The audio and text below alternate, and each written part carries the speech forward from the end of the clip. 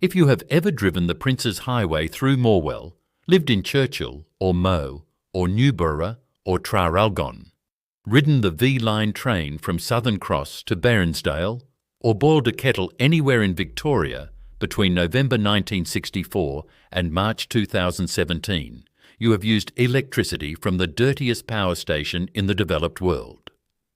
Here is the contrast that defines this story. The Hazelwood power station at Brodribb Road, Hazelwood North. Victoria ran for 53 years, from Unit 1's first synchronisation to the Victorian grid on the 30th of November 1964, to Unit 1's desynchronisation at 4:56 p.m. on the 29th of March 2017, 1,600 megawatts of installed capacity, 8 200 megawatt units, 8 137-metre chimneys. 55,000 tonnes of brown coal a day from the Morwell open cut. 25% of Victoria's electricity at peak. A peak workforce of around 1,000 Australians on site and 23,000 across the State Electricity Commission of Victoria in the early 1980s.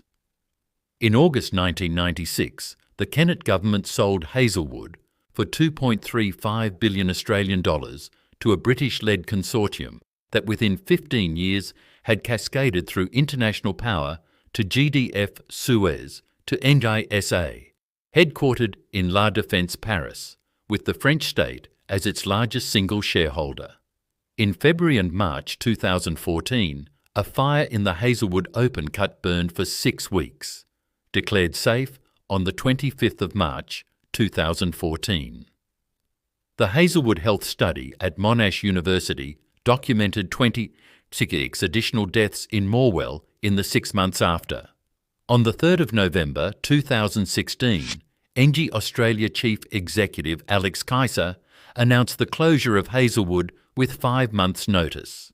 On the 25th of May 2020, at 12:27 p.m, all 8 chimneys came down in a single sequence. In October 2025, a re-established State Electricity Commission opened a community hub at 248 Commercial Road, Morwell, with 11 jobs. If you ever worked at Hazelwood or Yallaran or Loy Yang, or your father did, or your grandfather did, hit subscribe. This channel keeps these stories alive. Chapter 1. The station that closed at 4:56 p.m, Wednesday, the 29th of March, 2017. The Hazelwood Power Station Control Room, Brodribb Road, Hazelwood North, Victoria, 3840, 3 kilometres south of Morwell, 60 kilometres east of Yallaran, 150 kilometres east of Melbourne. At 4:56 p.m, an operator at the control panel reaches for the desynchronisation switch on Unit 1.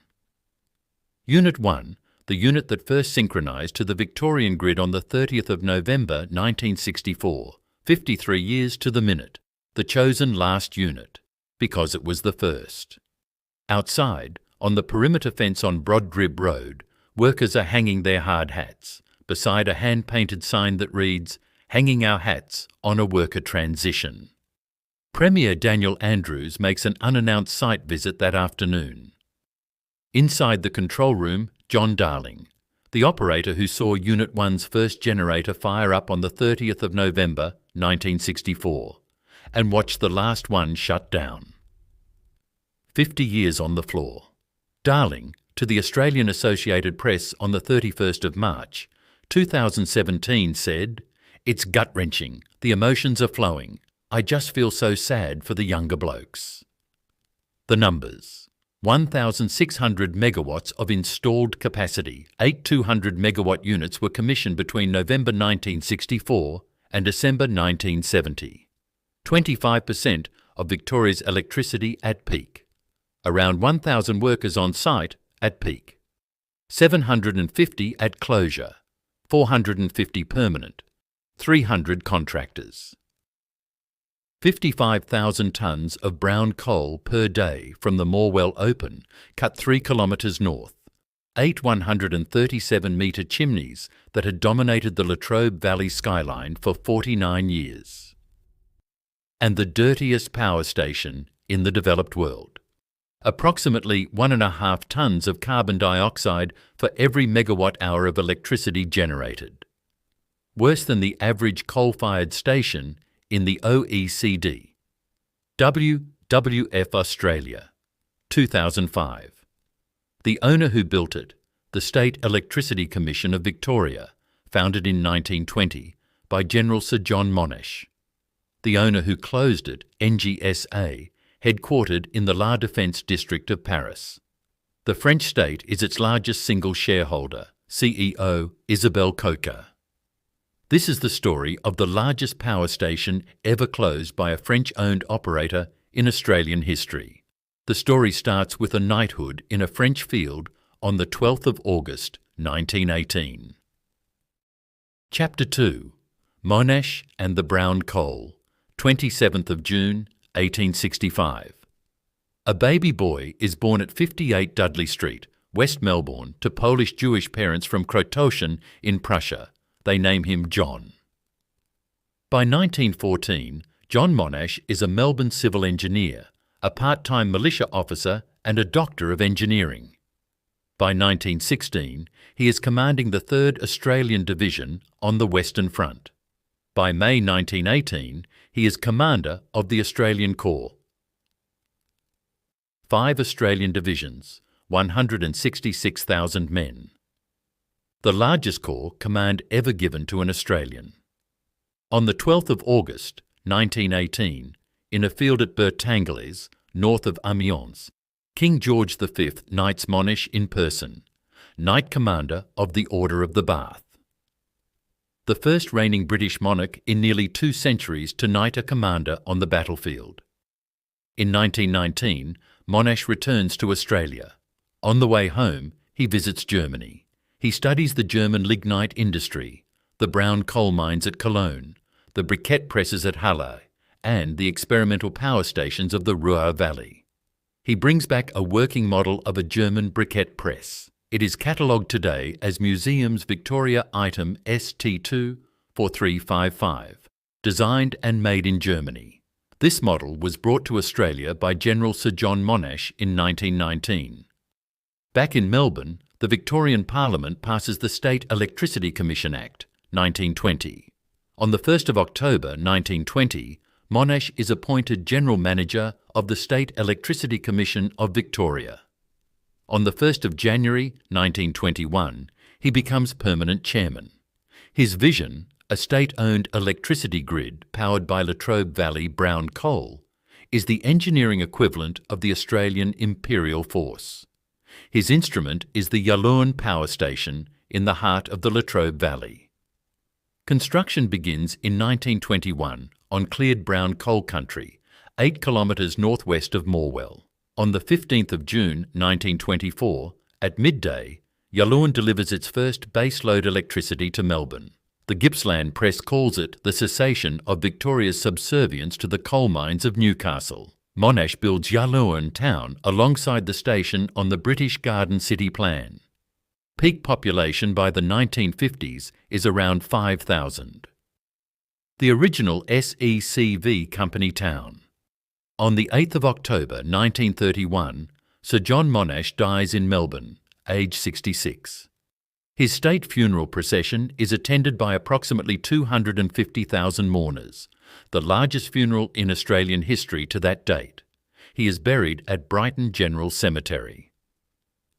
The State Electricity Commission he founded would expand for the next 45 years, until Hazelwood opened in 1971. And in the winter of 1949, the Chifley government sent 2,500 Australian soldiers down the New South Wales open cuts. Chapter 3.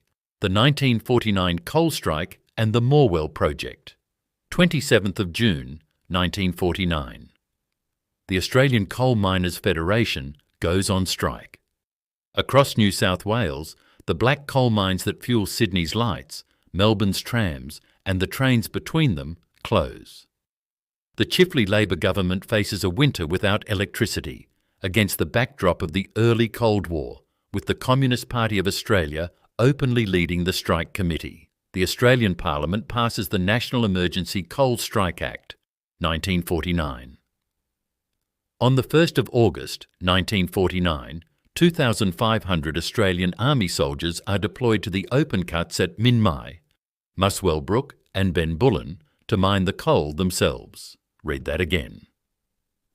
2,500 Australian Army soldiers, 4 years after the end of the Second World War, sent down Australian coal mines to break an Australian strike.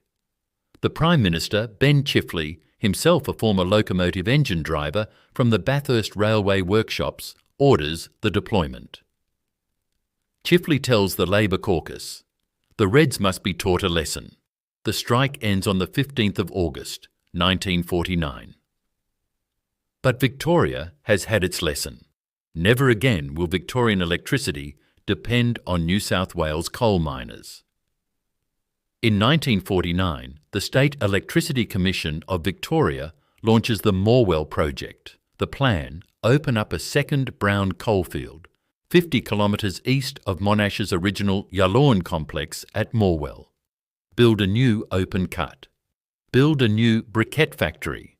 And eventually build 2 new power stations, the Morwell Engie bricks, commissioned in 1959, and the Hazelwood power station, from 1964 to 1971. The post-war workforce: displaced persons, Italian, Polish, Yugoslav, Latvian, Estonian, Lithuanian, German and Greek migrants, housed in a chain of State Electricity Commission of Victoria built camps. The Yallourn North Camp, 1887 to 1959. The Yallourn East Camp, 1920 to 1928. The Eastern Hostel, 1949 to 1971. The Yallourn South Migrant Workers Hostel, 1950 to 1953. Documented in Joseph Sestokas's Welcome to Little Europe, 2010, Jerzy Zubrzicki's Settlers of the Latrobe Valley, 1964, and Meredith Fletcher's Digging People Up for Coal, A History of Yallourn, Melbourne University Publishing, 2002. The Italian carpenter, the Polish electrician, the Yugoslav fitter, the Lithuanian welder, the Estonian truck driver. These men built the Morwell open cut, the briquette factory, the Engie bricks power station, and Hazelwood. And in 1949, the State Electricity Commission of Victoria placed an order with Lübecker Maschinenbaugesellschaft, LMG, in Lübeck, West Germany, for a fleet of bucket wheel dredgers to mine the new Morwell open cut. Among them was a 725-tonne bucket wheel excavator catalogued as State Electricity Commission of Victoria Dredger number 21. Dredger 21 will work the Morwell open cut from 1949 to August 1992. It will outlive Hazelwood. It is still standing today at Powerworks Energy Education Centre on Ridge Road, Morwell. We will return to it. In 1956, Queen Elizabeth II visits Yallourn during the Royal Tour of Australia. And on the 30th of November 1964, in a brand new control room 3 kilometres south of Morwell, a young State Electricity Commission operator named John Darling watched Hazelwood Unit 1 synchronised to the Victorian grid. Chapter 4. Hazelwood Unit 1, the 30th of November 1964, 3 kilometres south of Morwell, Brodribb Road, Hazelwood North. In 1959, the Victorian Parliament passes the State Electricity Commission Hazelwood Power Station Act, 1959. 6 200 megawatt units are approved, 1,200 megawatts. In 1965, a second act adds 2 more units, 8 units. 1,600 megawatts of installed capacity. The site is 3,554 hectares of cleared brown coal country. The contractors are English Electric and Babcock and Wilcox for the boilers. Parsons for the turbines. Each unit is a 200 megawatt subcritic pulverised coal boiler, fed brown coal from the conveyor system. Steam at 540 degrees Celsius spins a 3,000 revolutions per minute turbine. The waste heat is dumped into the Hazelwood pondage, an 800-hectare artificial cooling lake fed from the Moondurra Reservoir.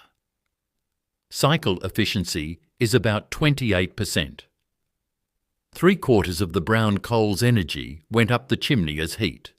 On the 30th of November 1964, Unit 1 synchronises to the Victorian grid. Among the State Electricity Commission operators in the control room is John Darling. He would still be on the Hazelwood floor 53 years later. Units 2 through 6 come online between 1964 and 1967. The 8 137-metre chimneys go up in 1965. They are reinforced concrete, visible from Yarragon to Hayfield. Visible on cool, clear winter mornings from Melbourne's eastern suburbs, 150 kilometres to the west. In 1966, the Hazelwood red letter sign is installed on the front face of the station. It is 25 metres long. Each letter is 1.82 metres high, 6 feet. Red vitreous enamel, 4 rows of red neon. It becomes the single most photographed corporate sign in the Latrobe Valley.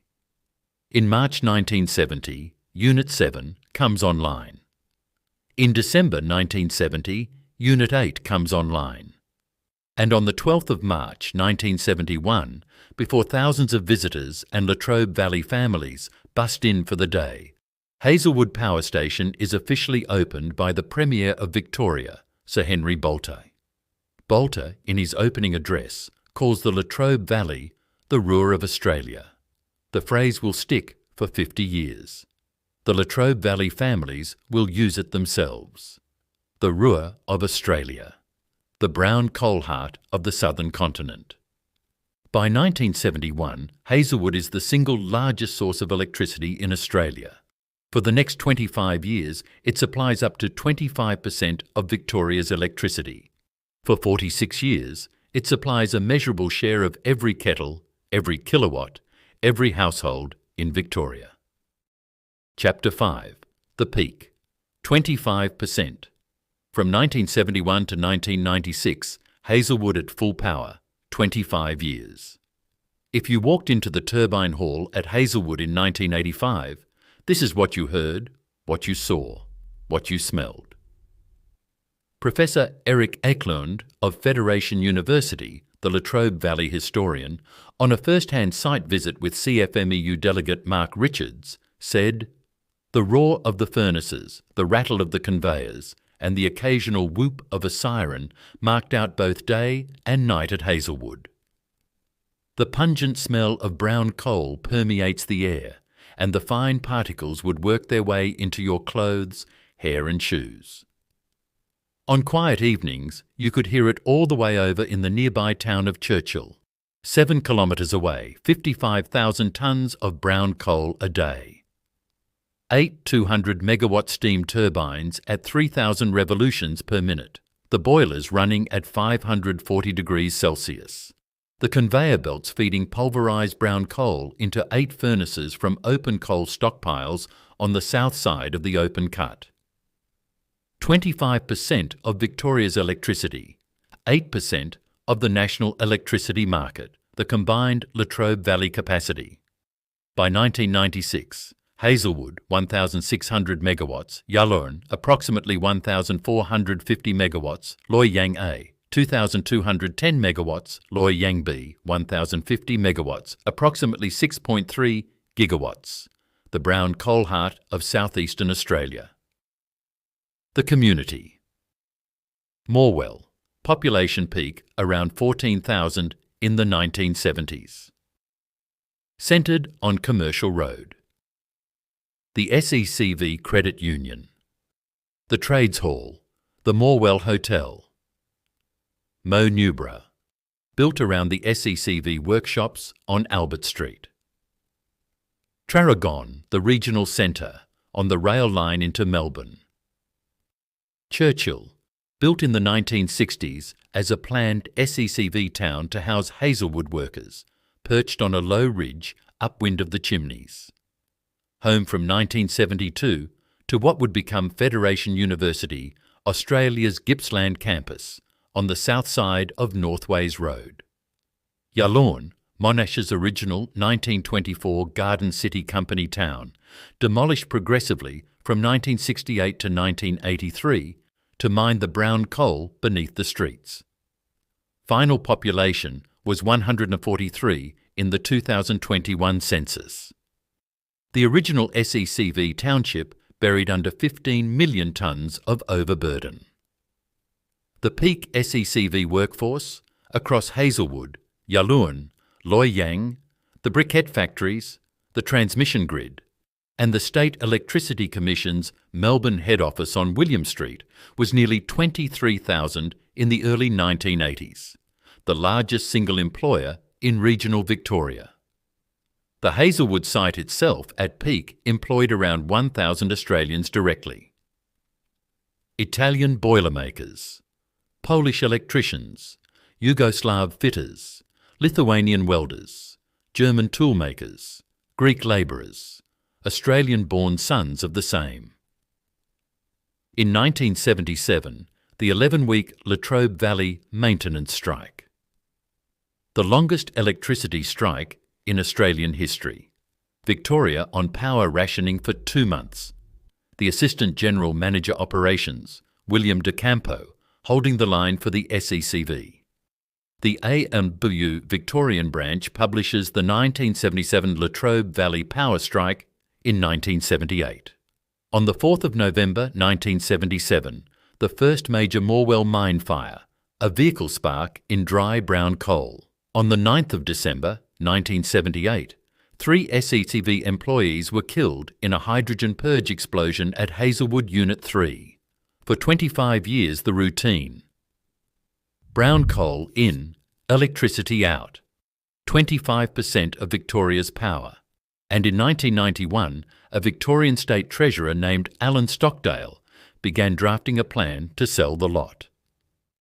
Chapter 6. Kennett. In 1991, Victoria is in a financial collapse. The Kane Labor government has been brought down. The Kerner Labor government inherits a broken State Bank of Victoria. The tricontinental subsidiary alone losing 2.7 billion Australian dollars. The state's credit rating has been progressively downgraded by the major agencies. In November 1992, the Liberal opposition leader Jeff Kennett sweeps to government in a landslide. The blueprint already exists. In 1991, 2 right-wing think tanks published Project Victoria, Des Moore of the Institute of Public Affairs and Michael Porter of the Melbourne-based Tasman Institute. The recommendation was to unbundle the State Electricity Commission of Victoria, sell it. Treasurer Alan Stockdale, Kennett's hand-picked architect of the privatisation, establishes the Electricity Supply Industry Reform Unit in 1993, Energy and Minerals. Minister Jim Plowman, investment banker John Wiley, who will oversee the transactions. In 1993, the SECV is unbundled into Generation Victoria, National Electricity and Electricity Services Victoria. The disaggregation continues. The 5 generating units are split. The 5 distribution businesses are sold. In August 1996, Hazelwood Power Station is sold for 2.35 billion Australian dollars. The buyer is the Hazelwood Power Partnership, a British-led consortium with the British Generator National Power plc as the controlling shareholder. National Power's Chief Executive Officer from 1995 to April 1999 was Keith Henry. The Australian shareholder with a minority stake of around 8% was the Commonwealth Bank of Australia. A small US partner also participated. Within 7 years, the US shareholder would exit. Within 15 years, the British Generator would be folded into French ownership. Former Victorian energy bureaucrat Alan Moran later writes that the 2.35 billion Australian dollar price was 3 times higher than was originally expected. The 1996 buyers paid a premium. They believed in cheap brown coal forever. The workforce collapse runs in parallel. The early 1980s SECV peak was nearly 23,000 employees. By 1991, 13,000. By 2001, just 5 years after the Hazelwood sale, 2,600 in the entire Latrobe Valley energy sector. The average redundancy payout per Senate submission of the AMWU was about 40,000 Australian dollars. ECV mine manager Graham Freshwater, with 30 years' service, told Latrobe Valley historian Robbie Tilliard, recalling the privatisation. It was very rushed and difficult. Started off with one group in the open cut. Then it spread across all the mines. We lost a bunch of old fellas and operators. All of a sudden it was private. Morale went down overnight. A MWU former Latrobe City Councillor Peter Gibbons told the Senate on the 13th of November 2019. The SECV and the Victorian government did not make compensation payouts to workers for job loss, nor did they provide any structural readjustment assistance. At Hazelwood, John Darling kept his job. Same control panel, same Unit 1, new letterhead. The Hazelwood Power Partnership. The SECV did not write the cheque. The British, the Americans and the Commonwealth Bank did. The Kennett government used the 2.35 billion Australian dollars to pay down 1 year of Victorian state debt. Within 7 years, the British owners would be reorganised. Within 15, they would be French. The Commonwealth Bank would write its share down to 1 million Australian dollars by 2010. Chapter 7. The Foreign Ownership Cascade, August 1996. The Hazelwood Power Partnership takes possession. National Power plc's Keith Henry is the controlling shareholder. January 2003. The consortium rebrands. The new name on the gate, International Power Hazelwood. 6th of September 2005. The Bracks Labor government approves the Phase 2 West Field expansion. Access to 43 million additional tonnes of brown coal. Mining licence extended to approximately 2030. Hazelwood's carbon dioxide output capped at 445 megatonnes over its remaining life. 2008. The global financial crisis. International power restructures. 2010. The Commonwealth Bank of Australia writes its 8% Hazelwood interest down to 1 million Australian dollars. Bank Chairman David Turner told shareholders that the Hazelwood power station probably was not the best investment the bank made. A 1996 investment of approximately 190 million Australian dollars written down to 1 million Australian dollars in 14 years. 99.5% value destruction. 4th of February 2011. International Power merges with GDF Suez of France. Hazelwood is now French-owned. On the same day, torrential rain creates a sinkhole near the Morwell main drain. The Princes Freeway closes for 7 months. A symbolic Latrobe Valley catastrophe coincides with the corporate handover. Geological omen. 2013. The Commonwealth Bank sells its remaining Hazelwood interest to GDF Suez. 18th of April 2015. GDF Suez rebrands again. New name, Engie. Final ownership of Hazelwood Power Station, Engie SA, 72%, headquartered in the Les Defense district of Paris. The French state is the largest single shareholder, with approximately 1/4 of the capital and around 1/3 of the voting rights. CEO Gerard Mestralla until May 2016, then Isabel Coca. Mitsui & Co. of Tokyo, 28%. The Australian power station that the Victorian government had sold for 2.35 billion Australian dollars in August 1996 to a British-led consortium was now a line item in a French state-owned multinational's portfolio.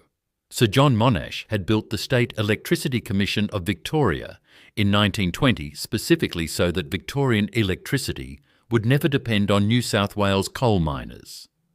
95 years later, Victorian electricity depended on a boardroom in Paris. And on the morning of the 9th of February 2014, embers from a bushfire blew into the Hazelwood open cut. Chapter 8. The Mine Fire, the 9th of February 2014. The Latrobe Valley. Over 40 degrees Celsius. A north wind. Embers from the Hearns Oak and Driffield bushfires swept through the dry grass north of the Hazelwood mine. Embers carried on the wind into the Hazelwood open cut, into the exposed brown coal batters on the northern, eastern and southern faces. Brown coal, lignite, burns hotter and harder than black coal. It catches like dry peat. It is almost impossible to extinguish once it starts. The fire burns for 6 weeks, 45 days, and was declared under control on the 10th of March 2014 and declared safe on the 25th of March 2014. More than 7,000 firefighters were deployed in rotating shifts, 500 at a time, including Country Fire Authority volunteers, Metropolitan Fire Brigade crews, interstate brigades and defence personnel. Many were treated for smoke inhalation, carbon monoxide exposure and heat stroke. The town of Morwell, 13,500 residents, 2 kilometres north of the open cut, was engulfed in brown coal smoke and ash for the entire 45 days. Smoke alarms went off in Traralgon, 18 kilometres east, in Churchill, 7 kilometres south, and in Newborough, 20 kilometres west. On the 11th of March 2014, Premier Denny Napthine announced an independent inquiry. On the 21st of March 2014, the Governor-in-Council formally established the Hazelwood Mine Fire Board of Inquiry under the Honourable Bernard Teague, AO, the former Supreme Court Justice who had chaired the 2009 Black Saturday Bushfires Royal Commission. The other commissioners were Professor Emeritus John Catford and Ms Sonia Petering. The first report was tabled on the 2nd of September 2014. Total cost was estimated at greater than 100 million Australian dollars across the state of Victoria, the affected community and the operator GDF Suez. On the 26th of May 2015, the inquiry was reopened by Ministers Lily D'Ambrosio and Jill Hennessy to investigate 2 specific questions: excess deaths attributable to the fire and the adequacy of GDF Suez's mine rehabilitation bonds. The final report was tabled in April 2016. The Hazelwood Health Study at Monash University, led by Professor Michael Abramson and Professor Judy Walker, establishes a 20-year follow-up cohort of Morwell residents. The finding on the public record at the Faculty of Medicine, Nursing and Health Sciences at Monash is stark. In the 6 months after the mine fire, the overall risk of death in Morwell was elevated, particularly in men over 80, from cardiovascular conditions, with 26 additional deaths. Read that again. 26 additional cardiovascular deaths in 6 months in a town of 13,500 people from smoke produced by a French state-owned multinational's open-cut brown coal mine. The community responds. The advocacy group Voices of the Valley is formed, with President Wendy Farmer, Vice President Simon Ellis and Community Advisory Chair Tracy Lund. Wendy Farmer, 10 years on, told Environmental Justice Australia in 2024. 10 years on from the Hazelwood fires, why are we still not seeing transparent processes around the rehabilitation of the Hazelwood mine site? In 2015, the Country Fire Authority issued GDF Suez an 18 million Australian dollar firefighting invoice. GDF Suez refused to pay. Court proceedings followed. In 2016, WorkSafe Victoria charged Engie entities with 10 occupational health and safety breaches. EPA Victoria charged 4 companies with air pollution offences. The operators were ultimately fined nearly 2 million Australian dollars. The 45-day fire and the 26 deaths are the moral pivot of the Hazelwood story. The foreign owner ran a mine that caught fire and contributed to the deaths of 26 Morwell residents. 20 months later, the same foreign owner announced the closure of Hazelwood, with 5 months' notice. Chapter 9. 3 November 2016, 5 months' notice. May 2016, La Défense, Paris. Isabelle Keisser becomes Chief Executive Officer of Engie SA. Keisser's brief from the Engie board is to review the global coal portfolio. The Paris Climate Accord was signed in December 2015. France's own state-controlled multinational cannot be the dirtiest coal operator in the OECD. On the 24th of May 2016, France 2 broadcasts an investigative documentary, Cash Investigation, Climate, Le Grand Bluff des Multinationales, directed by Jean-Baptiste Reynaud. French Environment Minister Ségolène Royal appears on camera. She confirms on French national television that Engie will disengage from Hazelwood. The Latrobe Valley does not see the broadcast. On the 25th of May 2016, the next day, Keisser testifies to the French Senate. Keisser to the senators. For the Hazelwood plant, we are studying all possible scenarios, including closure or a sale, if the state of Victoria tells us that it cannot meet power generating needs without this plant. 5 months and 9 days later, on the 3rd of November 2016, Engie Australia Chief Executive Alex Keisser stood at a podium in Melbourne and made the announcement. Keisser's official statement: Hazelwood is now more than 50 years old. It has been a wonderful contributor to the national electricity market, but we have now reached the point where it is no longer economic to operate. Engie in Australia would need to invest many hundreds of millions of dollars to ensure viable and, most importantly, continued safe operation.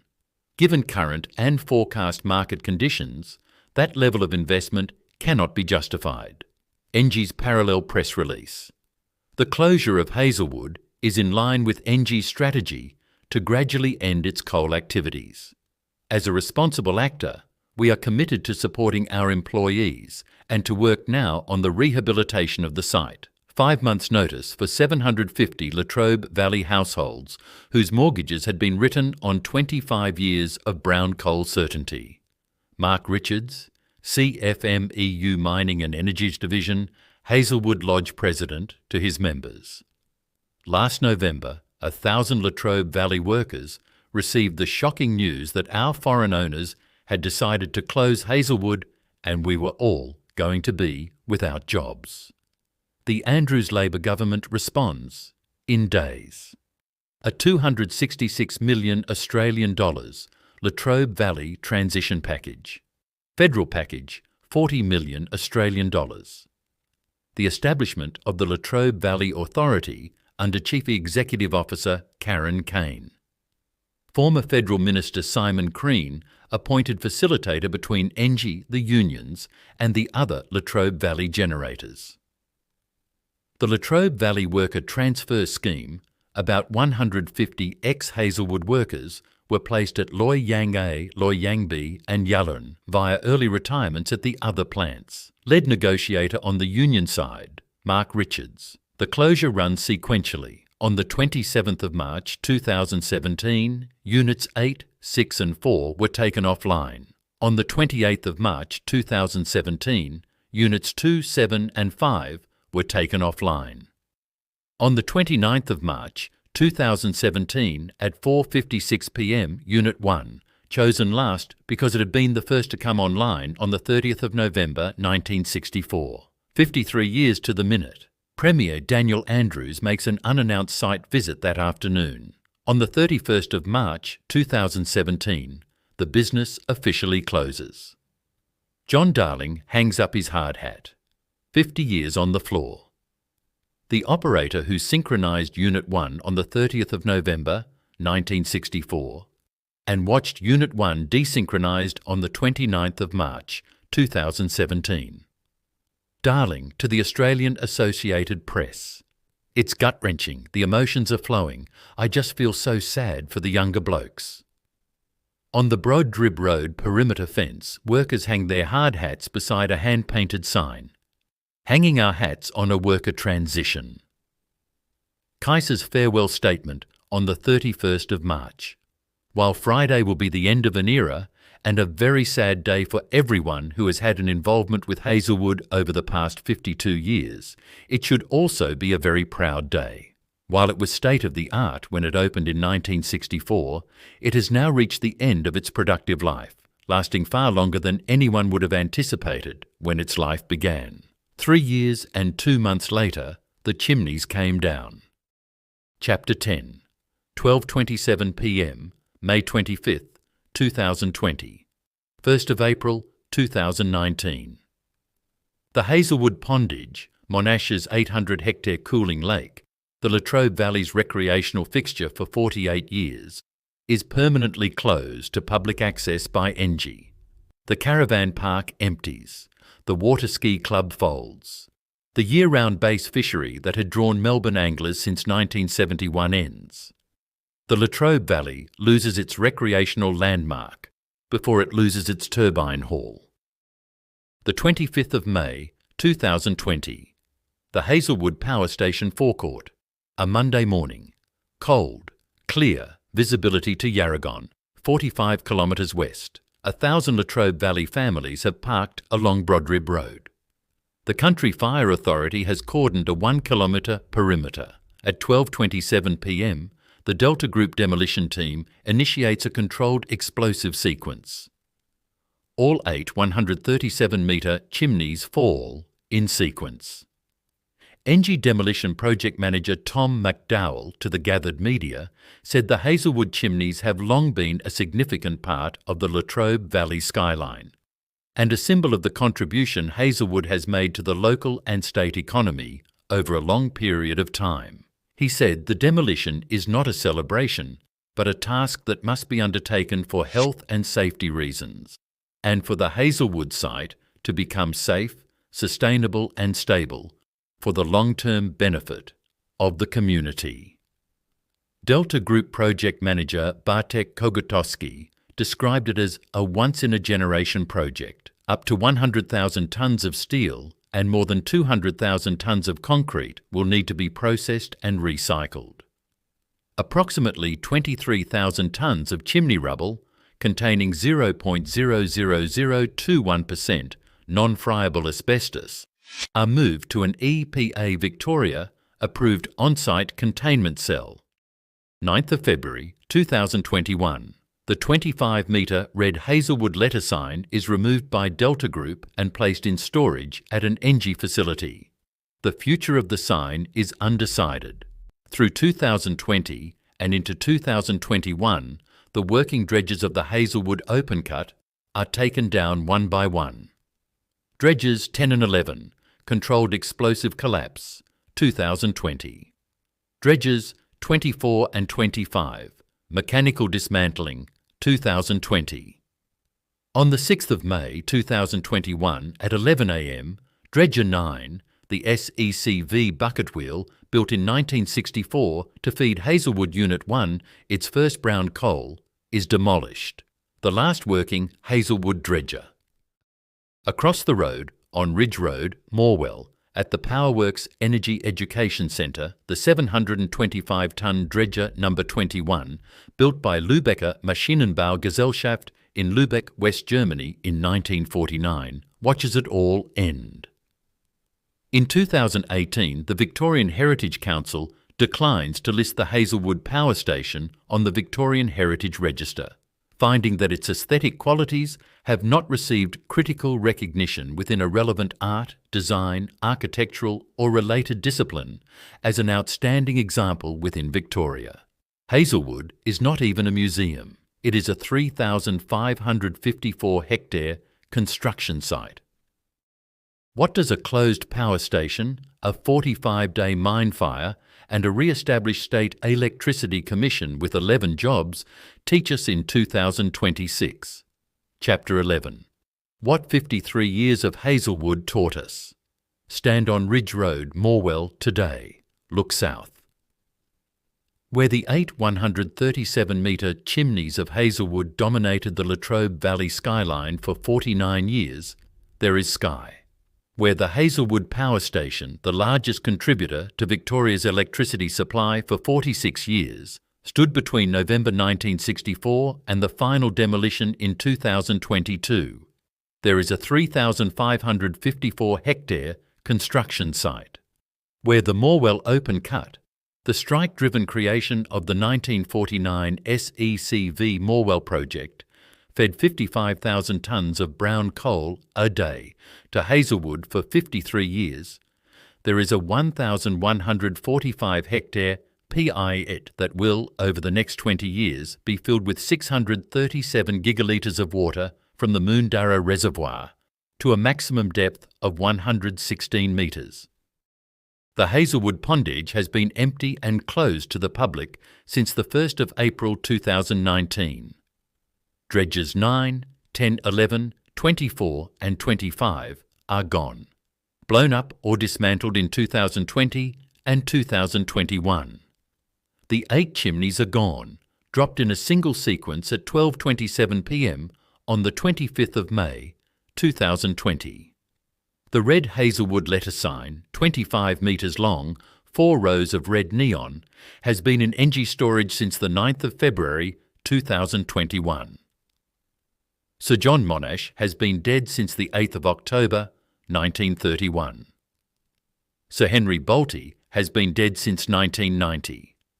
The Honourable Bernard Teague handed down the final mine fire inquiry report in April 2016 and retired.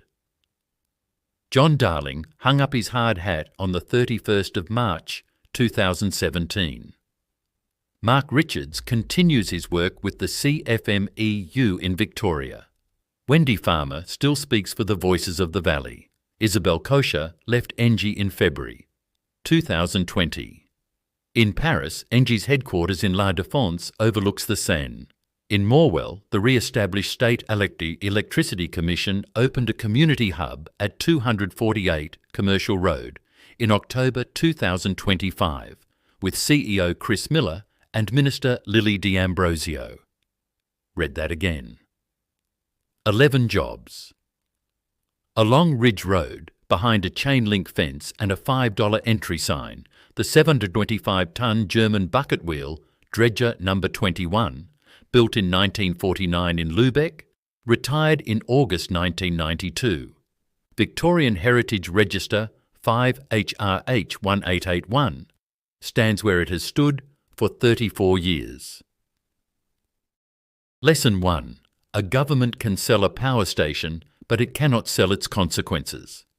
Victoria sold Hazelwood in August 1996 for $2.35 billion Australian dollars. The Kennett government used the proceeds for 1 year of state debt relief.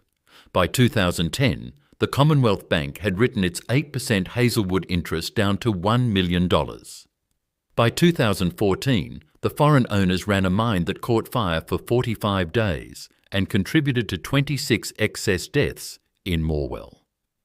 By 2017, the foreign owners closed Hazelwood with 5 months' notice.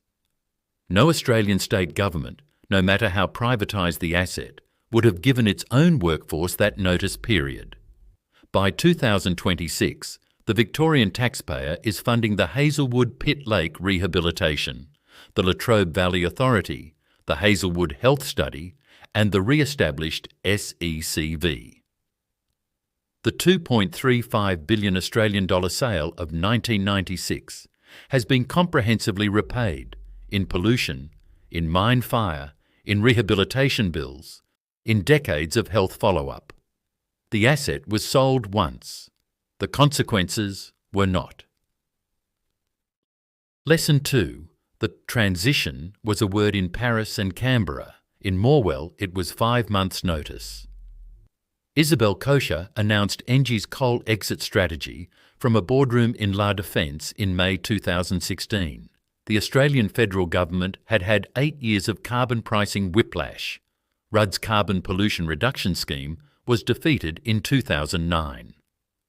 Gillard's carbon tax commenced on the 1st of July 2012.